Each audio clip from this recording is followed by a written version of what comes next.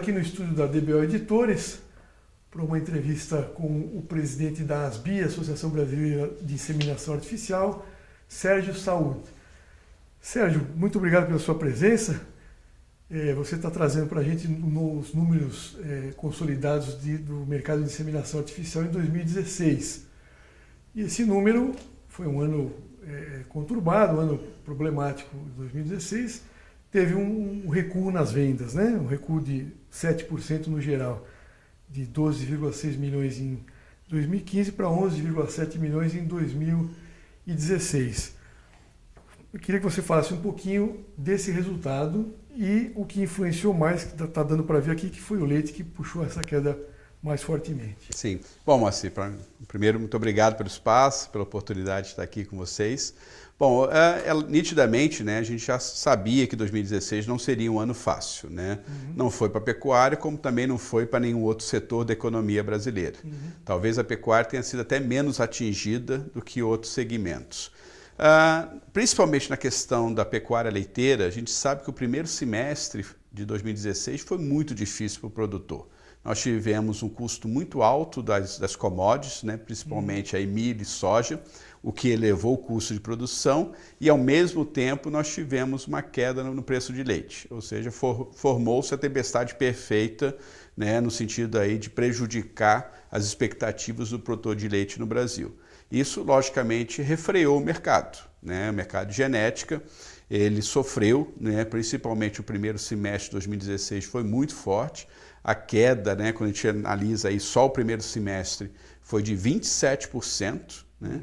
E a gente fechou o ano com uma queda de 14%. Ou seja, no frigir dos ovos, na hora que você olha, você fala assim, poderia ter sido pior, né? Então, o segundo semestre sinalizou assim, positivamente, né? O crescimento no segundo semestre foi muito forte a ponto de recuperar as perdas do primeiro semestre. Então, acabamos fechando o ano com uma queda de 14%, que a gente considera positivo, né, esse resultado, considerando uma queda de 27% que sinalizava aí no primeiro semestre.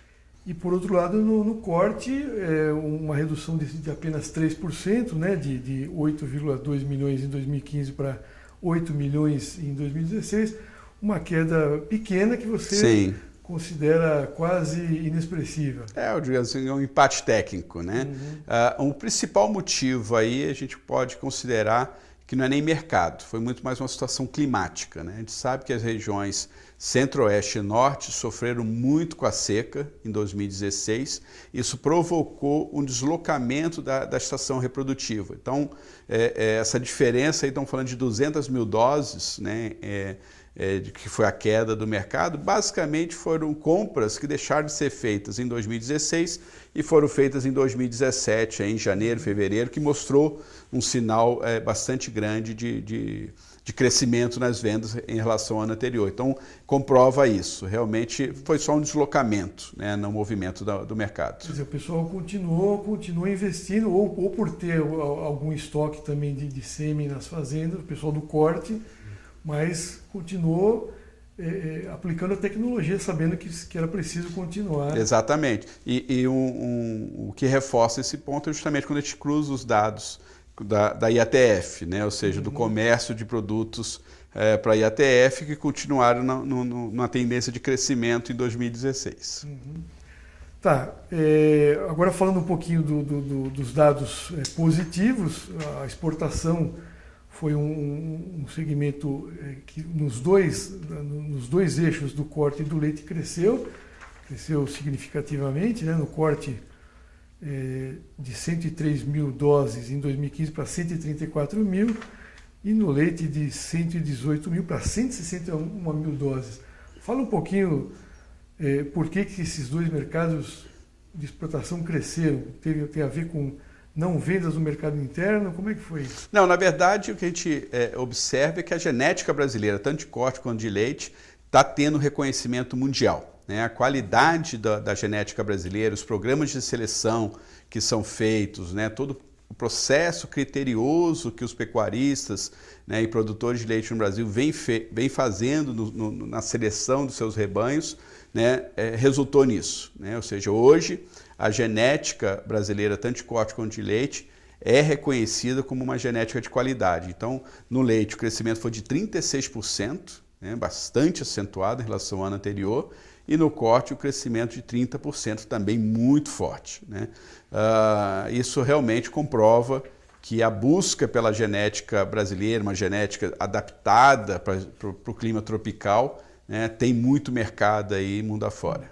A gente vê que aqui no corte se alcançou o patamar de 100 mil doses em 2015, em 2016 foi para 134, no leite já havia sido alcançado esse patamar em 2014, quer dizer, esse patamar de 100 mil doses, daqui para frente a tendência é só crescer. A gente acredita, exatamente, a gente acredita que esse crescimento vai ser contínuo, né, a ponto de, digamos assim, a gente conseguir aí nos próximos 5 anos ter números similares, né, o que se comercializa dentro do país e o que se exporta. A gente acredita que o Brasil vai se tornar um grande exportador de genética, né? Na pecuária leiteira a gente tem a raça Gir leiteira e o Girolando como expoentes, né? Existe uma procura muito grande de diversos países por essas duas raças, né?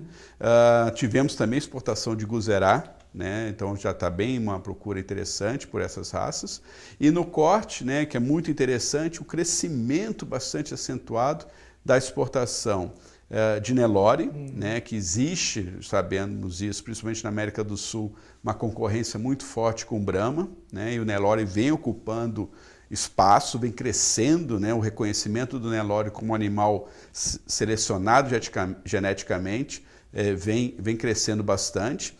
E aí, né, outras raças como Senepol, como Bonsmara, como Brafor, também têm sido reconhecidas. Aí a genética brasileira, a seleção, né, que o Brasil vem fazendo nessas raças também está sendo reconhecida. Essas exportações de Nelore, principalmente, queria que você falasse um pouquinho dos principais compradores, mas ela ajudou também na recuperação do Nelore. Você disse que o Nelore cresceu, né, vinha perdendo um pouquinho de espaço e cresceu em 2016. A exportação tem a ver com esse movimento também? Sem dúvida, uma coisa está ligada à outra, que é a qualidade da genética, né? Mas são mercados bastante distintos. A gente entende que o mercado brasileiro foi uma recuperação dos plantéis de fêmeas. Então, fazendas que vinham investindo fortemente no cruzamento industrial, né, agora chegou o momento dele recuperar, né, o plantel de fêmeas, para ter vaca parindo, né, para ter vaca, né, de qualidade genética superior, para continuar no processo de cruzamento. Então, natural, né, a gente sabe que depois de 2, 3, 4 anos investindo no cruzamento industrial, a fazenda precisa investir novamente na recuperação do plantel de fêmeas. Foi o que aconteceu, né? Mas paralelamente a isso, novas entrantes, né, fazendas que não trabalhavam com a TF passaram a usar, e essas já entram diretamente no cruzamento industrial. Na exportação, é muito mais uma visão dos países, principalmente da América Latina, de criar uma base zebuína forte, né? Quando a gente olha alguns países da América Latina, né, inclusive eles admiram essa questão do cruzamento industrial no Brasil, né?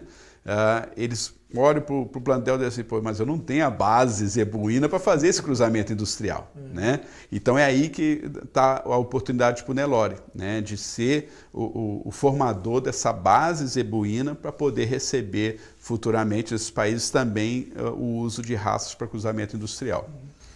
Bom, Sérgio, então para finalizar, queria que você falasse um pouquinho da perspectiva de 2017, tendo aí um ano, como foi o ano passado, de uma queda, né, de 7%, qual é a perspectiva que a gente tem no geral, especialmente agora eu te pergunto para o corte, que expectativa você tem para o ano de 2017? Sim. Qual a tua avaliação? Bom, primeiro, logicamente, a gente sabe que a situação econômica do país, né, essa dificuldade ainda vai perdurar, pelo menos nesse início aí do primeiro semestre de 2017. Mas se a gente olha, né, o mercado de genética, principalmente quando a gente olha a pecuária leiteira, a gente já vê, como eu comentei, uma recuperação no segundo semestre de 2016, né, a queda do preço de milho, a queda do preço da soja, ajudando aí na questão de redução dos custos de produção, uma melhoria do preço de leite em muitas regiões. Então isso, digamos assim, já entramos em 2017 com essa expectativa de melhora. E isso se confirmou, né? A gente teve um primeiro trimestre de 2017 muito positivo, ou seja, houve crescimento em relação ao primeiro trimestre de 2016, né? No corte, né, esse deslocamento que eu comentei da estação reprodutiva, ou seja, entrando, né, avançando um pouco mais em 2017, acabou contribuindo também para bons resultados no primeiro trimestre de 2017. Então a expectativa está sendo muito positiva, né? E a gente gosta sempre de frisar que aquele pecuarista, o produtor de leite que está investindo em genética agora em 2017, ele vai ter um produto para 2019, 2020, quando a economia brasileira, a gente acredita, já vai estar num outro patamar, já houve uma retomada do crescimento, então não é hora de tirar o pé da genética, pelo contrário, é hora de investir em inseminação artificial, investir no melhoramento genético para ter bons produtos em 2019, 2020, quando a economia se recuperar. Mesma coisa se aplica para o corte, ainda que seja um ano que os preços da pecuária de corte não possam ser não tão atrativos, né, para bezerro, para boi gordo, mas é o que você está dizendo, vai inseminar, é para daqui a 2 anos que você vai ter o produto. Exatamente. Quem trabalha com genética tem que pensar no mínimo 2 anos para frente. Tá bom, muito obrigado, Sérgio. Eu que agradeço, obrigado pelo espaço, Francisco.